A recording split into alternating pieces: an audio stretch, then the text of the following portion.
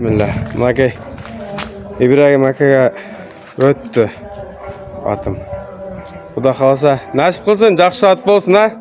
Yaxshi qulunlarni olib, qorong'izdan yaxshi atlar chiqaversin aka. Sana da pulundan bereketini versin. O aka. Bo'ptir shu Xudo xolasa. Rahmat uka sana. Ova. Молодец. Bir qulundan yaxshisini tanlab olaman inshaalloh. Nasip qilsa. Bo'ptir aka.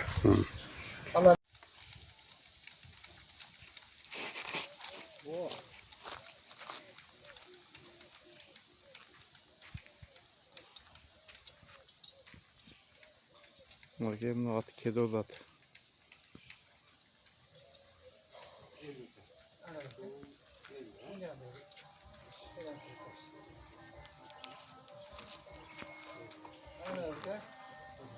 Bereketiniz kovala.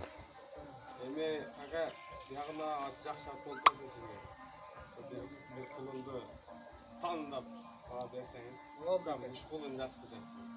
Ben bu attan bereket alayım ha. Bereket olsun kesin. Kösten razı ha. Bu attın nemesini aytıp koymayız mı?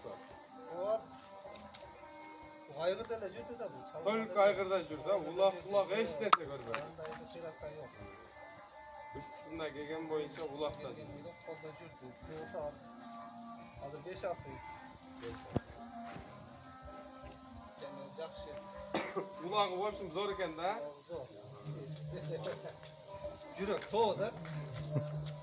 Айғыры деп ой, дүниедегілерден сұрап алсам болады.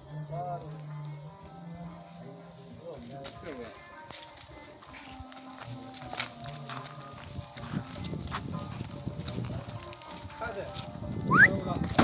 Hey! Araçımız eskildi. Hani yeme Ali'ge sürekli yemi görgüler. Bunun turu çok aralışı.